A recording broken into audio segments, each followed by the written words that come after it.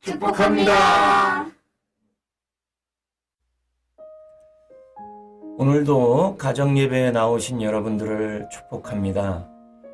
가정예배를 통하여 여러분의 가정에 믿음의 유산이 넘쳐나기를 축복합니다. 오늘 제목은 자녀의 축복을 위해 지속적으로 기도하라 라는 제목입니다.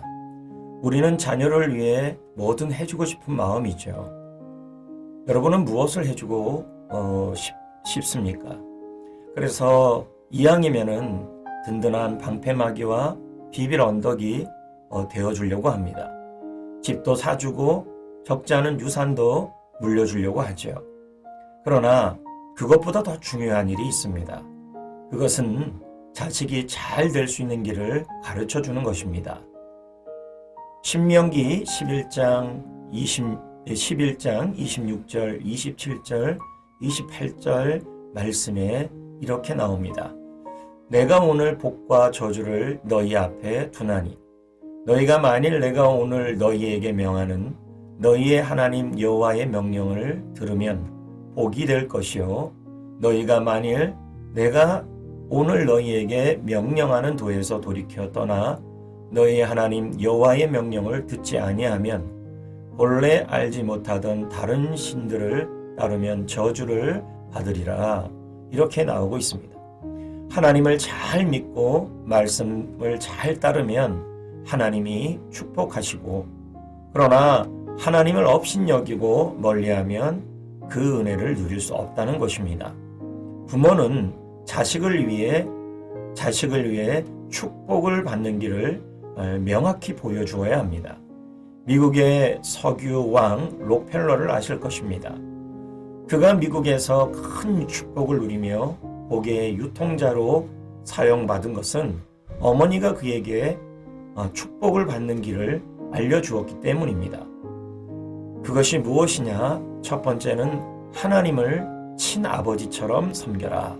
이 말은 하나님을 소중하게 아주 귀하게 여기라는 것이지요. 두 번째는 목사님을 하나님 다음으로 잘 섬겨라. 이런 뜻입니다. 주의 종을, 하나님의 종을 잘 섬기는 것이 바로 축복을 누리는 길이라는 것이죠. 세 번째는 주일 예배는 본교회에서 드려라 라는 것입니다. 무슨 일이 있어도, 무슨 환경이 있어도 주일날만큼은 다른 지역에서 예배를 드리는 것이 아니라 자기 교회에서 드리라는 것입니다. 네 번째는 오른쪽 주머니는 항상 11조 주머니로 하라. 11조는 모든 물질의 주인은 하나님이심을 믿음으로 고백하는 게 10분의 1입니다. 어렸을 때부터 이 11조 생활을 가르쳐야 커서도 하나님의 것을 인정하기에 하나님이 물질의 주인이 되어 주시는 것이죠. 다섯 번째는 아무도 원수를 만들지 말라입니다. 여섯 번째는 아침에 목표를 세우고 기도하라는 것입니다. 아침에 일어났을 때 가장 먼저 해야 될 일이 기도임을 말씀하는 거죠. 일곱 번째는 잠자리에 들기 전 하루를 반성하며 기도해라.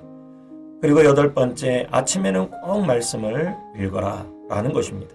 그래서 말씀을 읽지 않으면 밥을 먹지 말라, 이런 교육을 어렸을 때부터 시켰다라는 것입니다. 아홉 번째는 남을 도울 수 있으면 힘껏 도우라. 열 번째는 예배 시간에는 항상 앞자리에 앉으라. 이런 것입니다. 자녀가 잘 되기를 바라지 않는 부모가 어디 있겠습니까? 그러나 믿음으로 키워야 합니다. 믿음으로 축복해 주어야 합니다. 힘든 고비를 잘 극복하여 자녀들이 축복을 누리게 한 어머니가 있습니다. 첫째 딸이 7살 무렵 남편이 회사를 그만두었습니다. 사업을 준비하기 위해서였지요. 그러나 사기를 당하여 가정이 무너졌습니다. 어쩔 수 없이 살던 집을 다 팔고 남의 집에서 지하실에서 살게 되었습니다. 그때는 이 어머니가 죽고 싶은 마음뿐이었습니다. 그런데 아이들이 눈에 밟혔습니다. 그래서 죽기를 각오하며 생활전선에 뛰어들었지요. 요구르트 배달, 파출부, 고기 판매 사원 등을 안 해본 일이 없다고 합니다. 그러면서 남편이 재기할 수 있도록 남편을 위해 아침마다 금식 기도를 했습니다. 놀랍게도 남편은 새 직장을 얻게 되었습니다. 그리고 작전 기도를 했습니다. 두 딸을 하나님이